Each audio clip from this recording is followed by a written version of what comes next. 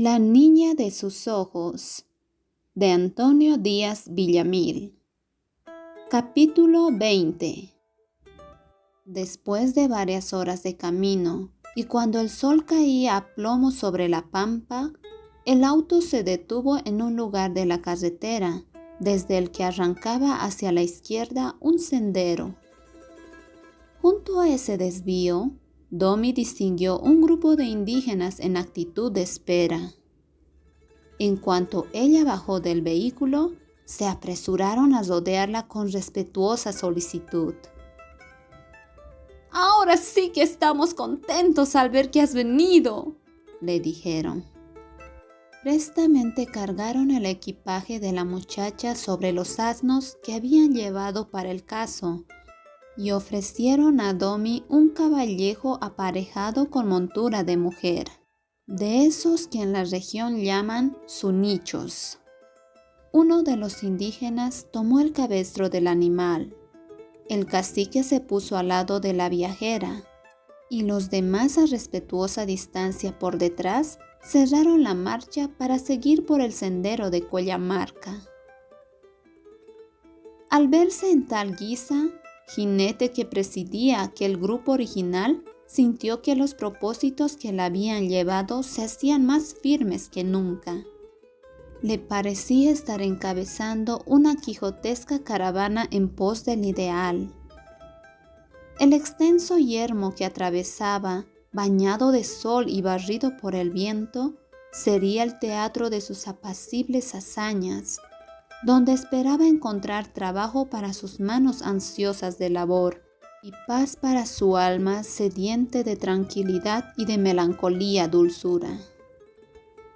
Pensando así y estimulando su voluntad para las jornadas que le esperaban, prosiguió el camino hasta que al dar la vuelta por la falda de un otero cubierto de quichuaras, se encontró de golpe con el panorama de la pequeña aldea que era la meta de su viaje. Al abrigo de una serranía y entre una hollada formada por un amplio repliegue del terreno, se hacinaban en desorden hasta un centenar de casuchas de barro. Al llegar la caravana, se detuvo en un campo libre, especie de plazoleta tosca y pesada, con una sola puerta y una torre maciza que sostenía una campana rajada. Al lado derecho se extendía un gran corralón destinado a guardar el ganado de la comunidad cuando volvía de los campos de pastoreo. Hacia el costado izquierdo se hallaban dos edificaciones, un amplio galpón sostenido por una pared en el fondo y por la parte delante por columnas de adobe que dejaban ver en su interior largos poyos de barro, donde se reunían los comunarios para el cabildo, y al lado una casucha de mayor tamaño que las moradas de los indios, sobre cuya puerta se leía difícilmente el nombre de la escuela, pintado en torpes trazos de alquitrán. Las dos ventanas que tenían dicho edificio estaban sin vidrios, a los que se había reemplazado con trozos de tablas y cartón. Cuando la caravana se detuvo en el centro de la plazuela y Domi desmontó del sunicho, acudieron las gentes del caserío y formaron un círculo en torno de los recién llegados. Los pequeños, empujados por la curiosidad, se aproximaron a contemplar con ojos azorados la para ellos exótica figura de la joven, pero al advertir que ésta avanzaba hacia ellos para hablarles y demostrarles su complacencia, retrocedieron amedrentados, hurgándose la nariz con los dedos o rascándose las polvorientas e hirsutas cabezas. Domi, al ver así frustrado su primer afán de ganarse la confianza de esos pequeños seres primitivos, comprendió que su misión no sería tan fácil como lo había supuesto con optimismo. La recepción a la maestra fue una ceremonia sencilla y breve. Cada indio o india se aproximó a la muchacha y destocándose el pesado sombrero de lana, le saludó con la frase invariable: «Dios asquichurata, mama». «Que Dios te dé la enhorabuena». Luego el cacique y algunos indios principales acompañaron a la nueva maestra al edificio de la escuela. Esta contaba con 2 compartimientos. El más grande era el aula, una sala desmantelada que en lugar de bancos y pupitres tenía miserables asientos de adobe. Una plataforma del mismo material servía de mesa para el maestro. Las paredes sucias presentaban además enormes enconchaduras con el rugoso enjalbegado de barro. El techo sin plafón estaba lleno de telas de araña tendida entre las vigas de eucalipto. La paja del techo, agrietada y reseca, dejaba pasar por innumerables resquicios la luz del sol.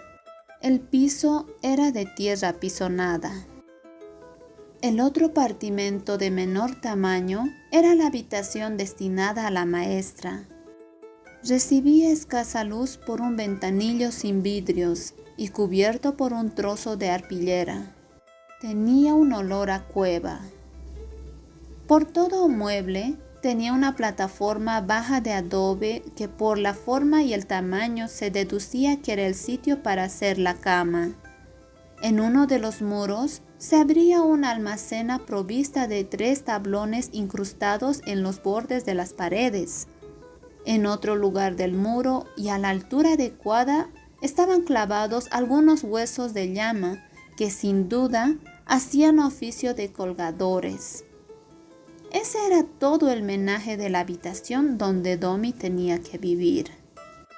«Así nomás pues tendrá que vivir, señorita», le dijo el cacique con cierta vergüenza. «Oh, eso no importa. Ya me voy a arreglar como pueda», respondió la muchacha sonriendo con optimismo. «¿Cómo vas a extrañar el lindo cuarto que tienes en la ciudad?», lamentó el indio. «A lo mejor te has de aburrir pronto y nos vas a dejar». «Eso nunca, ya lo verán», respondió alegremente Domi y comenzó a abrir su equipaje y disponer sus cosas. Al final de la tarde y con la ayuda de algunos indígenas, Domi había realizado su primera hazaña, el milagro de transformar ese tugurio en un cuartito risueño. El tosco tapajati que debía servir de lecho, con los cueros de alpaca que le proporcionaron los indios, y el colchón, las frazadas y la colcha de vicuña que ella había llevado, se había convertido en una cama tolerablemente mullida. Uno de los cajones vacíos del equipaje había sido transformado en un gracioso tocador, cubierto de cretona floreada, con volados y cortinillas sobre el que estaba colgado un espejo de suficiente tamaño. Otro de los cajones fue adaptado a servir de mesa de noche. Los restantes cajones forrados de tela y con sus respectivos almohadones desempeñaban de asientos. Con el resto de la tela floreada que tan previsoramente había llevado Domi, se improvisaron cortinas para la puerta y la ventana. Por último, para cubrir todo lo que se pudiera de las mugrientas paredes, la muchacha, utilizando las revistas y periódicos que llevaba, había aplicado un alto zócalo que aclaraba la atmósfera del cuartito. En lo alto se ostentaban cuadritos y figuras en colores que disimulaban el tono gris de las terrosas paredes. En una palabra, la gracia de una mano femenina había llevado a cabo poco menos que imposible. Hasta el olor a caverna que antes tenía aquel sitio había desaparecido con el aroma de las sopas y objetos de la muchacha. Al llegar la noche, Domi, fatigada pero contenta por el esfuerzo desplegado con tan buenos resultados, encendió una lamparilla, se recostó en su nuevo lecho y se puso a meditar en la nueva vida que la esperaba en ese rincón del altiplano. Las sencillas y respetuosas gentes entre las que estaba, la creciente fe de su alma y hasta la forma en que habían llegado a instalar su cuartito, superando muchas exigencias, eran razones suficientes para infundirle optimismo. Cobró la certeza de que su trabajo, sus esfuerzos y su fervor habían auspiciado su obra. Todo dependería únicamente de ella, y todo sería a la medida de su constancia y de su abnegado cariño por esas humildes gentes. Afuera la noche era silente, apenas el lejano ladrido de un perro guardián, cuyo eco se prolongaba libremente en el espacio, la traía un testimonio de la soledad nocturna de la puna. A poco, la melodía de un pinquillo indígena les recordó que estaba en una aldea de nativos. Al escuchar esa música elemental y primitiva, se sintió apta para comprenderla. Ese instrumento, con su gama pentatónica, le causaba una sutil añoranza por algo misterioso y desconocido que existía en su alma. Quizá era el mensaje de algún lejano abuelo aymara que desde lo remoto de los tiempos le enviaba el corazón de la pampa indígena a redimir a sus descendientes. Le pareció que su sangre mestiza golpeaba más fuerte en el corazón, como si fuera un motor que estuviera probando su potencialidad para emprender un sostenido esfuerzo. El pinquillido se había callado. Su corazón había también recobrado su apacible ritmo. Domi sintió una dulce paz y se durmió sin temores ni sobresaltos. Luz matinal penetró en el cuarto de Domi, mezclada con los 1000 diversos ruidos que denotaban las iniciales actividades de la vida cotidiana de la comunidad. Se oían los mugidos y balidos del ganado que salían del corralón grande para ser conducidos a los ahijaderos del Bajío. Los indiecitos y las simillas corrían dando voces hacia el arroyo a buscar agua para la cocina. Los labradores preparaban sus instrumentos y útiles para la labor del día. Los perros corrían ladrando alegremente detrás de los ganados. En fin, la colmena indígena entraba en plena actividad. Domi, estimulada por ese despertar del trabajo, saltó de la cama, se vistió rápidamente y abrió las ventanas, recibiendo en pleno rostro la brisa de la puna, fría aún de escarcha, pero vivificante y recia, con sabor de montaña y de tierra húmeda. Salió luego a darse un paseo por los alrededores. El paisaje era adusto, solemne, sin ganas inútiles. Al fondo, como sirviendo de respaldo al caserío, se alzaba la tierra, coronada en lo alto por una crestería de rocas rojizas y violadas. Más abajo, las breñas festoneadas de paja brava y de cactus, y en la falda hacia uno y el otro del caserío, los sembríos a temporal. Por el otro lado, enfrente de la aldea, se extendían los campos de cultivo a riego, por en medio de los cuales iba en camino hacia la distante carretera.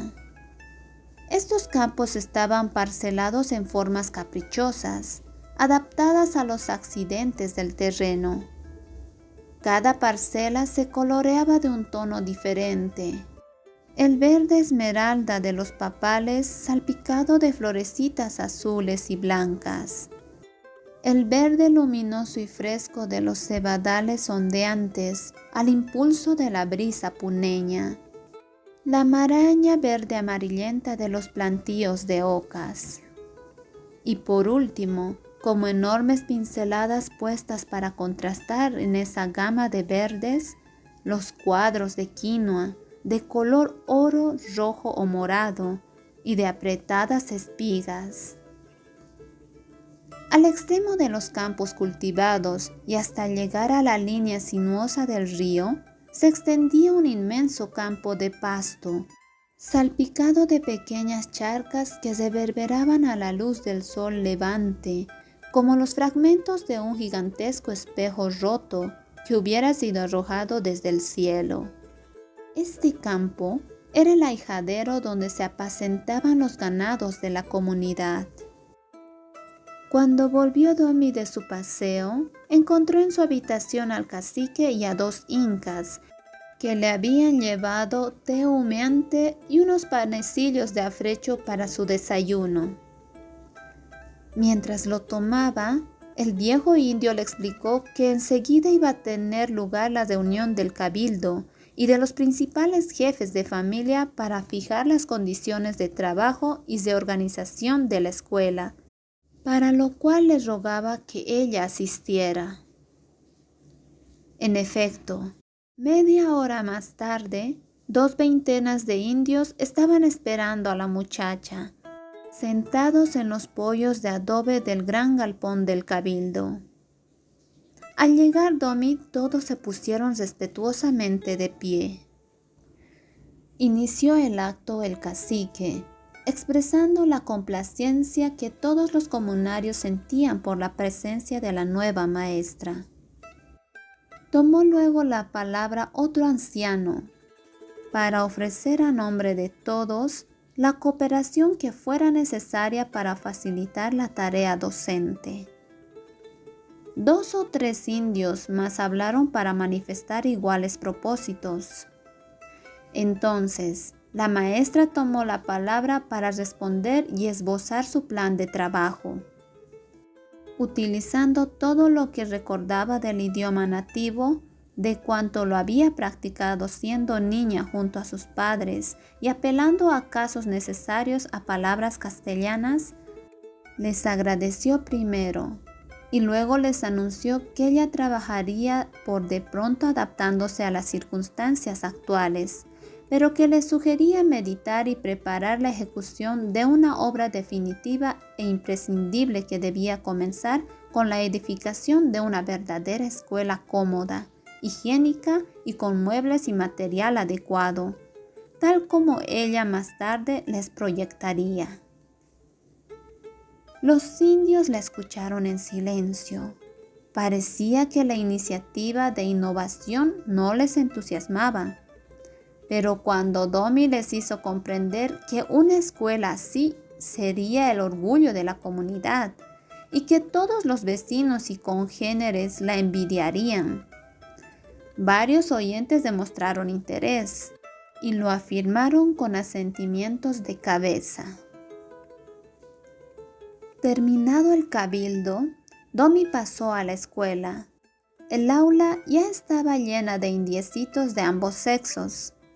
Con sus inquietos movimientos y travesuras, estaban poniendo a dura prueba la paciencia de un viejo indio que hacía de improvisado celador. Cuando la muchacha se presentó en la clase, los chiquillos se quedaron inmóviles, unos por temor a persona tan extraña, y los otros subyugados por el aspecto, bella prestancia y autoridad de la maestra.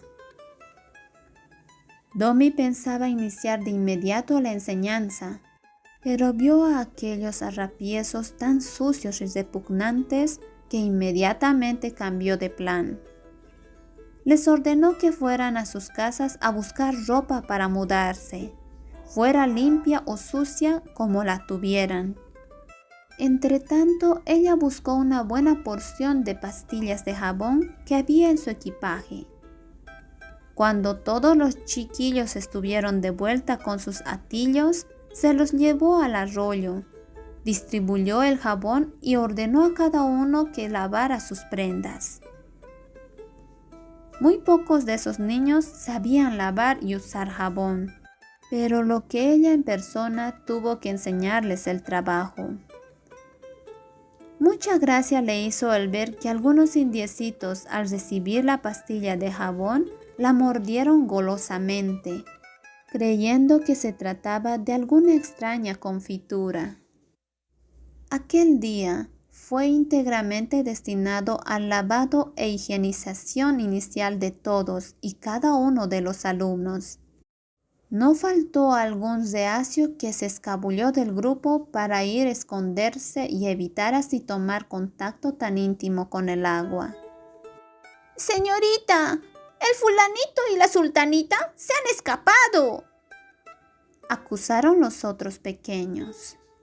Domi les respondió sin encolerizarse que aquellos chicos desertores ya se harían pesar pronto al verse repugnantes cuando todos los demás estuvieran limpios y mejor vestidos. Al siguiente día tampoco se abrieron los libros en la escuela. Domi, convertida en una improvisada y graciosa peluquera, hizo funcionar activamente las tijeras para desbastar las hirsutas cabelleras de los chicos. Luego, con el peine y pomadas profilácticas, contempló el arreglo y la cura contra los bichos y las sarnas. Desde la tercera jornada, se encargó de dirigir el recosido y reconfección de los vestidos de los pequeños. Por último, lo que quedó de la semana fue destinado a la limpieza y arreglo del aula escolar. A la semana siguiente se iniciaron las clases. El ingreso de los alumnos en esa mañana de lunes dio motivo a Domi para hacer una prolija inspección de la ropa, aseo de manos, uñas, orejas, etc. Y fue comprobando con alegría la dócil transformación obtenida por los chicos, hasta haber alcanzado el límite que humanamente se podía exigir dadas las circunstancias. 2 meses más tarde, la maestra había encarrilado firmemente su obra. En ese mismo tiempo, ella también había logrado adquirir la seguridad, el orden y el tino adecuados para la enseñanza. Los chiquillos, bajo la influencia casi maternal de aquella mujer alegre, graciosa y sagaz, habían dejado ganarse íntegramente para su obediencia y predilección. Los padres y madres de familia, aunque ignorantes para apreciar en su verdadero significado la labor de la maestra, notaron por el comportamiento, aspecto y manifestaciones de sus hijos algo de lo bueno que se estaba haciendo en la escuela, y comenzaron a estimar y fiar de veras en aquella mujer singular. No tardaron en producirse las muestras de correspondencia y agradecimiento de los comunarios hacia la maestra. Un día fue la aparición de una flamante silla de caracato, adquirida expresamente para Domi. Otro día, uno de los indios le pidió permiso para blanquear los muros de la escuela con una mano de cal. Una tarde de sábado llegaron varios alumnos con los primeros obsequios para la despensa de la maestra: cestos de huevos, 2 pollos cebados, un canasto de fruta, una jaulita con una pareja de perdices, un cordero desollado, en fin, toda una serie de espontáneos presentes que fue seguida en los restantes sábados con mayores y variados aportes. Domi retribuía los obsequios con caricias y golosinas. Para la atención de la maestra y con objeto de proporcionarle las comodidades posibles en ese medio rústico, las autoridades de la comunidad designaron a una india como cocinera especial y establecieron un turno semanal entre las muchachas para acompañar y servir a Domi en los menesteres personales y arreglo de su habitación. Además, cada semana uno de los comunarios, por estricto turno, iba a la ciudad para traer los diferentes encargos de provisiones útiles y cuanto necesitara la maestra para su uso personal o para la escuela. Un día el cacique propuso a Domi emprender algunos arreglos y adaptaciones, tanto del aula como de su habitación particular. Pero la muchacha le hizo notar que era mejor pensar en la construcción total de un nuevo edificio, tal como ella había esbozado al iniciar sus trabajos. Esto obligó a los indios a convertir y preparar lo preciso para emprender tan importante obra.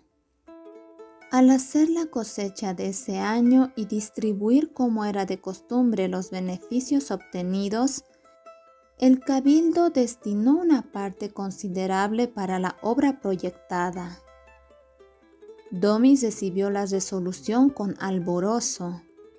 Inmediatamente mandó traer de la ciudad las revistas y modelos de arquitectura con ellos.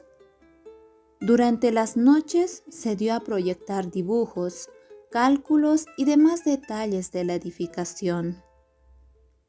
Al hacerlo, sintió tal entusiasmo que quiso ser ella misma la que dirigiera los trabajos. Esto se facilitaba perfectamente por la circunstancia de existir entre los indios de la comunidad varios albañiles que habían trabajado en la ciudad y que tenían conocimientos para el objeto. Desde ese momento, el proyecto de la edificación fue para Domi la ilusión más acariciada y cuyos preparativos llenaron todas las horas libres que le dejaron sus ocupaciones y le sirvieron de anemo entretenimiento en su soledad. Al mismo tiempo se impuso un nuevo deber: visitar los hogares de los padres de sus alumnos, unas veces con motivo de embarazo de alguna madre, otras para curar a algún enfermo o cualquier otro motivo, pero siempre con el premeditado propósito de inducir a las familias hacia hábitos de orden, higiene y mayores comodidades y mejores normas de vida. Al salir de cada una de las casuchas que visitaba, se sentía condolida de la promiscuidad en que vivían esas gentes, en moradas tan estrechas y desasiadas, y fue concibiendo también para las realizaciones futuras un plan para modificar tan lamentable situación. El tiempo había transcurrido tan vertiginosamente para Domi en medio de sus embargadoras y crecientes tareas, que pronto llegó la época fijada por los comunarios para comenzar la edificación de la nueva escuela, y que fue para la maestra de febril y gratísima actividad. Todo estaba listo para iniciar la construcción: los planos, los materiales, los obreros y el sitio adecuado.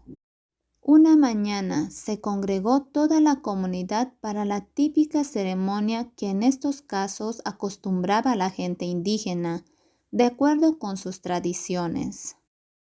En una de las primeras zanjas que se había excavado para los cimientos, se procedió a enterrar una llamita tierna, recién sacrificada, sobre la que se arrojaron puñados de monedas y de hojas de coca. Luego se vertieron un jarro de vino y otro licor blanco. A continuación el cacique pronunció la invocación de estilo para suplicar a la Pachamama que fuera generosa para la nueva obra que se iba a confiar a la solidez de la tierra y que la hiciera firme, duradera y venturosa para el beneficio de la comunidad. Luego se echaron las primeras paladas de tierra y seguidamente los obreros comenzaron a colocar las piedras sillares y las primeras porciones de cal y arena para los fundamentos de los muros. Mientras tanto duró ese trabajo en toda la mañana, otros grupos de indios, formando comparsas festivas, daban vueltas en torno de los que trabajaban, tocando sus pinquillos y huancaras en medio de la complacencia general. Domi seguía el progreso de los trabajos cada día con mayor anhelo e interés. Todos los días, al terminar su trabajo escolar, acudía al sitio de la construcción. Cada fila de piedras o adobes que se añadía era para ella un motivo de satisfacción. A veces le parecía que la obra marchaba más lenta que su deseo. Hubiera querido que una mano mágica completara en una noche todo lo que faltaba.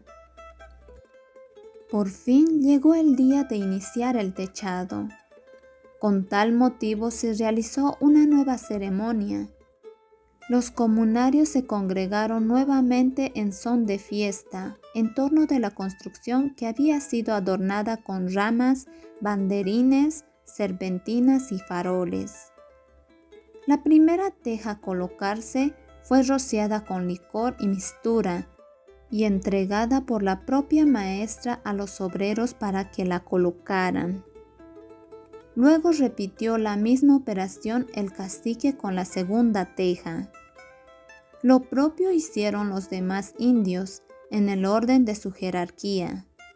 Hasta los chiquillos y mozas tuvieron su respectiva teja para entregar a los trabajadores. Y durante todo ese tiempo, el trabajo fue amenizado por la música de las cajas y pinquillos. Desde ese día parecía que los trabajos avanzaban más notoriamente. La edificación iba completándose hasta mostrar las proporciones definitivas, la claridad y los detalles de la ornamentación, todo lo cual resultaba un inusitado contraste con las míseras viviendas del contorno. Los indios contemplaban el edificio con orgullo. Estaban seguros de que sería la mejor escuela de la comarca, incluyendo las escuelas fiscales de la provincia. En sus viajes hablaban con vanidad de su futura escuela, daban pormenores de su capacidad, de sus materiales y de sus adornos, dejando impresionados a quienes les escuchaban. Muchos de los incrédulos, para aceptar tanta maravilla, aprovechaban su paso por la comunidad para aproximarse sigilosamente y convencerse de las descripciones que oyeron. Hasta los vecinos mestizos de los pueblos inmediatos sintieron curiosidad por conocer aquello. Se aproximaron a la escuela prejuzgando negativamente la excelencia de la edificación, pero convencidos por sus propios ojos de lo contrario, se retiraban asombrados de que indios tan torpes e ignorantes hubieran realizado lo que ellos mismos no habían hecho en el pueblo.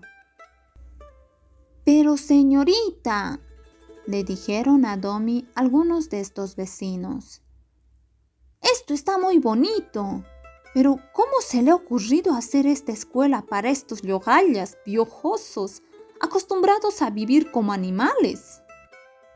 «Precisamente por eso», les contestó ella.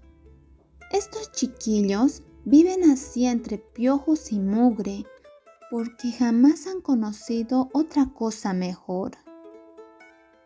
Pero cuando lleguen a sus casas, vendrán pues a tiznar y ensuciar esta escuela tan linda».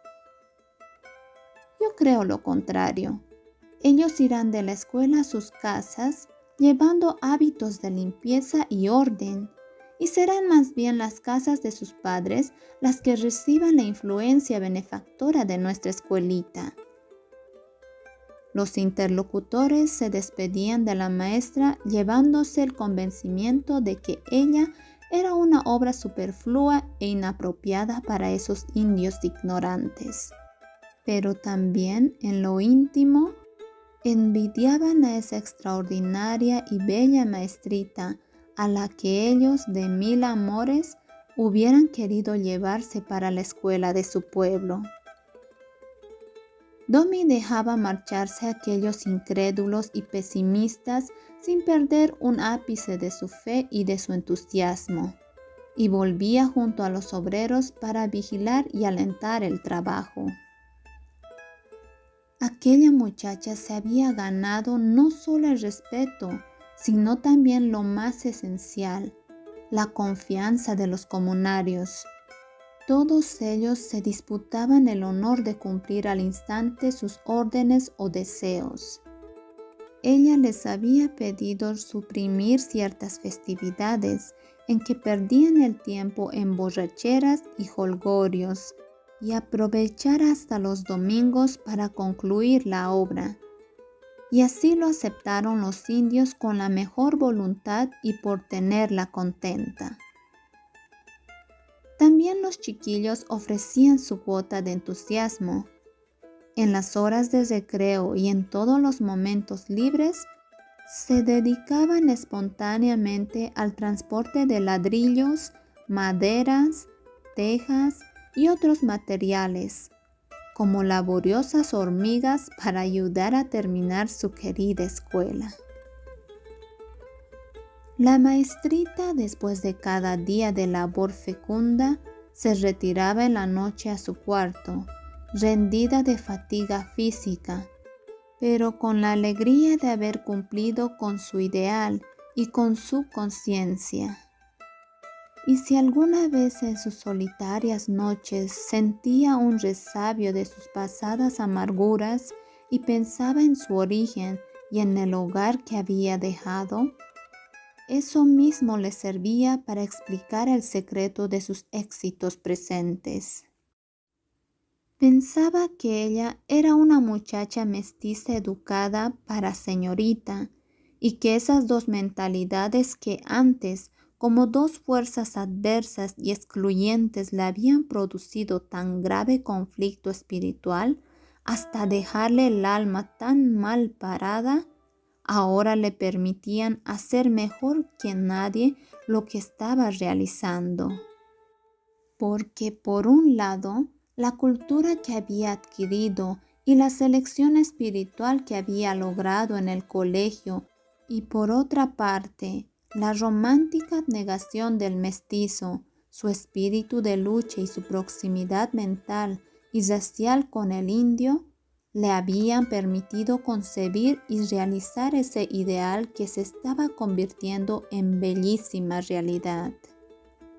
Haber conseguido ensamblar esas dos antagónicas mentalidades al servicio de la superación del autóctono era su orgullo.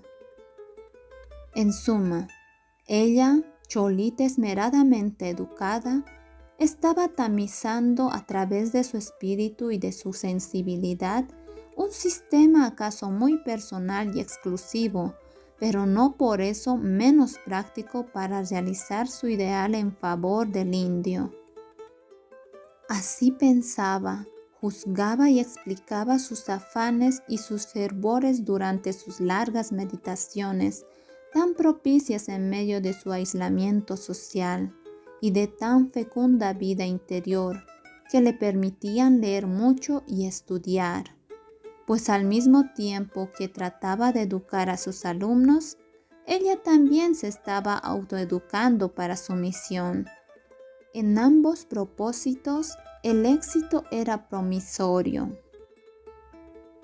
Un día, el mundo remoto al que había renunciado, el pasado que consideraba hundido para siempre en brumosa lejanía, irrumpió en su espíritu, venciendo la distancia por el conducto de una carta que el indio semanero le entregó al volver de la ciudad. La carta era de Arenal, fechada en Europa. Durante un largo año he soportado el desesperado deseo de escribirte. Hoy, vencido por mi ansiedad, te escribo para desahogar mi espíritu y buscar alivio en tu recuerdo y en tu amistad.